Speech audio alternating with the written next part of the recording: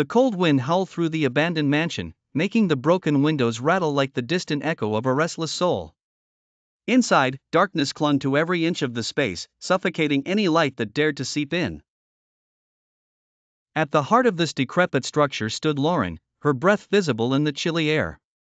She was a photojournalist, driven by curiosity and the lure of unsolved mysteries, and the infamous Danvers House had lured her with whispers of a terrible past.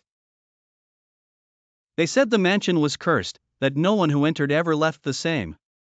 Some never left at all. Lauren brushed her auburn hair from her face and adjusted her camera, trying to ignore the eerie creaking of the floorboards beneath her feet.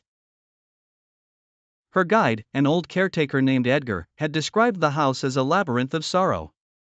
His words had seemed overly dramatic at the time, but now, standing in the middle of darkness, she felt their weight.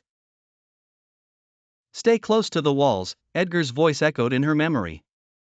"And if you hear whispering, never, ever follow it." She shivered and gripped her flashlight tighter. Each room she entered was worse than the last, filled with decayed furniture and the stench of neglect.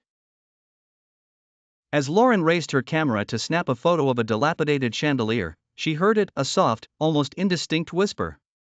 She swung her flashlight around, but nothing was there. Ignoring Edgar's warning, she focused her lens on the source of the sound and clicked. The flash illuminated a shadow that shouldn't have been there, and Lauren's heart pounded against her ribcage. In the photograph, behind her reflection in the dusty mirror, stood a figure, a woman in a tattered dress, eyes hollow and pleading. Lauren turned swiftly, the beam of her flashlight cutting through the air, but again, nothing.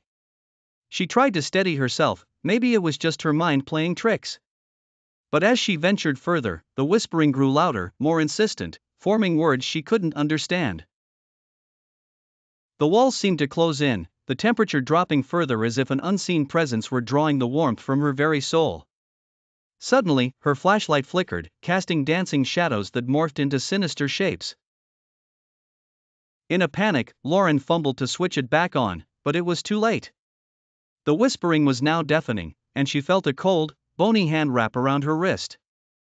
Her scream echoed through the halls, swallowed by the darkness. Somewhere in the depth of the mansion, Edgar sighed, another soul claimed by the house's unyielding curse.